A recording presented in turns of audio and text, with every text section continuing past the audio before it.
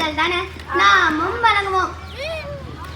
அதவனே பகலவனே அழகு நல்ல கதிரவனே, அழகு நல்ல கதிரவனே, அழகு நல்ல கதிரவனே, வில்லிசையால் உறுப்புகளை பாடிட, ஆமாம் பாடிட, ஆமாம் பாடிட. உயர்ந்தவனே உன்னை நாங்கள் போற்றினோம், ஆமாம் போற்றினோம், ஆமாம் போற்றினோம். கதனையில் அகற்ற கதிரொளியை அளிப்பவனே, கதிரொளியை அளிப்பவனே, கதிரொளியை அளிப்பவன். உயிரினங்கள் வாழ வழி செய்பவா, வழி செய்பவா, வழி செய்பவா. உயர்ந்தவனே உன்னை நாங்கள் போற்றினோம், ஆமாம் போற்றினோம், ஆமாம் போற்றினோம்.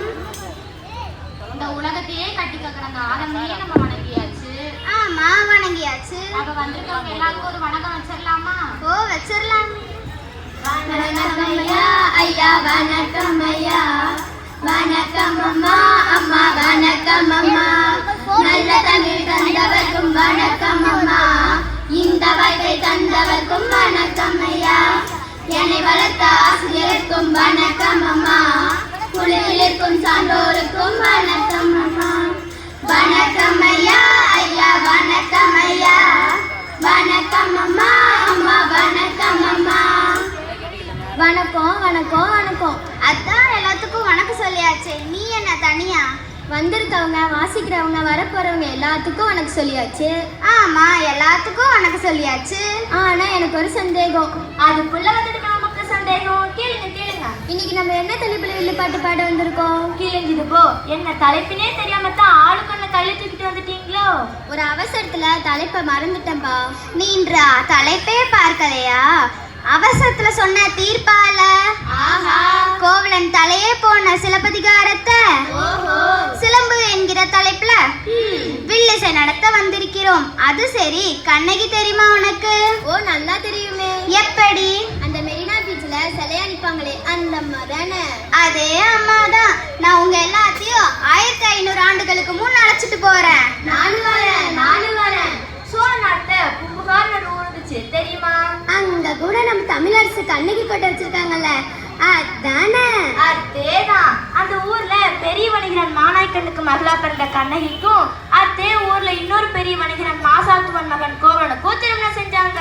ஓ அரேஞ்ச் மேரேஜ். நான் என்ன ஷேக்ஸ்பியர்ஸ் நாடகத்தையா நடத்திட்டு இருக்கேன்? இங்கிலீஷ்ல மாத்தி சொல்றேன். மக்களுக்கு எளிதா புரியணுமே தான். அவங்கெல்லாம் தமிழ் மக்களுப்பா, ஆர்வமா கேட்பாங்க. இப்படி இருவரோட திருமணம் பெரியவங்களால நடத்தப்பட்டது. இரு பெரிய வீட்டு சம்பந்தம் சொல்லுங்க.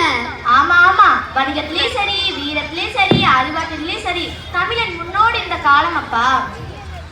வீரம்னா எப்படிப்பட்ட வீரம்? கத்தியுடன் ஈட்டியுடன் களத்தில் புகுந்தால் வெற்றி தானே. ஆமா கத்தியுடன் ஈட்டியுடன் களத்தில் புகுந்தால் வெற்றி தானே. கலையை கட்டியதால் காசினியில் உயர்ந்த நாடு நம்ம, காசினியில் உயர்ந்த நாடு. கத்தியுடன் இடியுடன் களத்தில் புகுந்தால் வெற்றி தானே. ஆமாம் கத்தியுடன் ஈட்டியுடன் களத்தில் புகுந்தால் வெற்றி தானே. இப்படி சீரும் சிறப்புமா நடந்த திருமணத்திற்கு வந்த பெண்கள் எல்லாம் கண்ணகியை எப்படி வாழ்த்தினாங்கன்னு தெரியுமா? எப்படி? மெல்லிய கண்ணகியின் மேலிடனை அலங்கரித்து, மேலிடைய கண்ணகியின் மேலிடனை அலங்கரித்து நறுமண திரவியங்கள் நன்முறையில் பூசினரே, நறுமண திரவியங்கள் நன்முறையில் பூசினரே. இப்படி இருவரோட திருமணம் மகிழ்ச்சியாக நடந்து முடிந்தது. இப்படி நாளொரு பொழுதுமா இன்பமா இருந்த கண்ணகி கோலன் வாழ்க்கையில திடீர்னு சுனாமி அடிச்சிச்சு. அந்த காலத்துல சுனாமியா? நீ ஒரு விவரம் கேட்ட ஆளுமா? அது உங்களுக்கு தெரிஞ்சு போச்சா?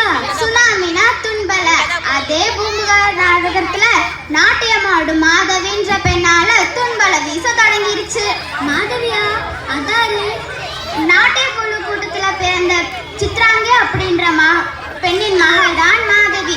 மாதவி அவங்க அம்மா போல ரொம்ப அழகா இருப்பாங்க.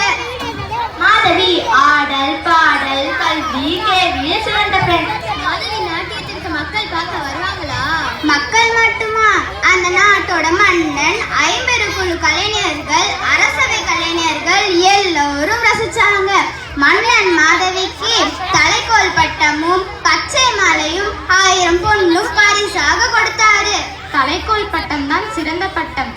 தலைக்கோல் பட்டம்னா என்னல தலையில கொம்ப வச்சிருப்பாங்க? நீ இப்படி ஏடா கவனமா கேள்வி கேட்கறதால தான் உன்னை ஊரை விட்டே துரத்திட்டாங்க. பகையரசின் வெண்கொண்ட கம்பில் வெள்ளி தங்கம் வைரம் எல்லாம் பதிச்சு மன்னன் யாருக்கு கொடுக்கிறாரோ அவங்க அரசியல் கவிஞராக மாறிவிடுவாங்க. பதவி இருக்கிறாங்கன்னு அர்த்தம். அப்போ தலைக்கோல் பட்டம் வாங்கின மாதிரி வச்சா நம்ம சொன்ன முக்கியத்தா மாதிரி. அதுவும் உண்மைதான். பச்சை மாலைக்கு ஒரு விலை விதிச்சு வைப்பாங்க. அதை யார் விலை கொடுத்து வாங்குறாங்களோ அவங்க மாதவி கூட இருந்துக்கலாம். ஓஹோ. மாதவி தன்னோடு வேலை பார்க்குற ஒரு கூனி கையில கொடுத்து ஆடவர்கள் எல்லாம் நடமாடும் வீதியில் நின்று 1008 பொன் கொடுத்து வாங்குவனே மாதவிக்கு கனவாகாம் என்று சொன்னாங்க. ஒரு பொண்ணா 2 பொண்ணா 1008 பொண்ணாச்சே. மாதவி எனக்கு இல்ல. உன்ன மாதிரிதான் நிறைய இளைஞர்களும் சொன்னாங்க.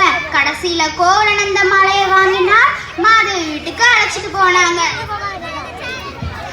ஓ, இப்படியெல்லாம் வேலை வினை தொடங்கியதா? ஆமாம் ஆமாம். மாதவி வீட்டுக்கு போன கோவலன் தன்னை மறந்தான். தன் கண்ணை போல் நினைத்த கண்ணகியை மறந்தான். வணிகத்தை மறந்தான். எல்லோத்தையும் மறந்தான். மாதவி தன்னுடனே கோவலன் மகிழ்ந்திருந்தானே. மனையை கமர்ந்து கண்ணகி நிலையினை மறந்து. மாதவி தன்னுடனே கோவலன் மகிழ்ந்திருந்தானே. மனையை கமர்ந்து கண்ணகி நிலையினை மறந்து.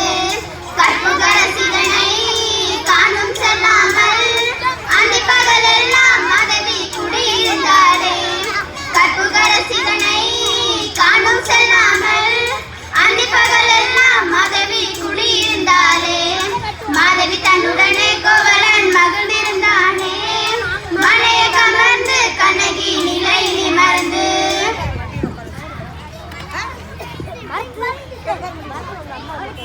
எப்படி இருந்த கோவலன் இப்படி ஆயிட்டாங்க பாத்தீங்களா? சகோதரி கண்ணகி கணவனை பிரிந்த தூரத்தில் இருக்காங்க.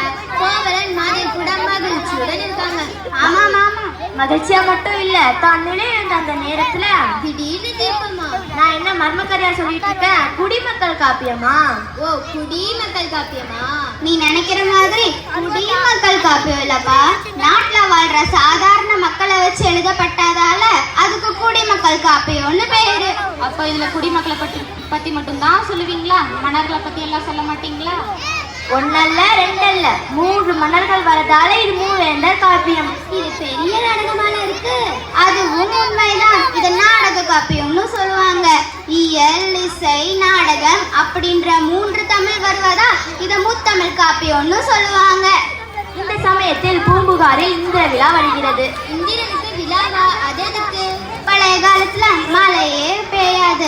மலைக்கு அதிபதியாளர் மலரில் இருப்பது போல் இந்திரன் சபையில் ஒரு நம்பிக்கை வந்தது.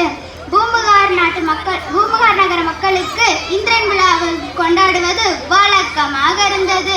அப்போ இந்திரனை கவனிச்சுக்கிட்ட அமைச்சர்கள்லாம் வேலை செய்வாங்களே, படிங்கிற மாதிரி. ஆமாம். அந்த விழாவில் கணவர் மனைவி காதலர்கள் நண்பர்கள் எல்லோரும் மகிழ்ச்சியாக கொண்டாடுவாங்க. அந்த விழா எப்படி இருக்கும் தெரியுமா? இந்திரனை போற்றிடவே மன்னவனும் பூம்புகாரும் புது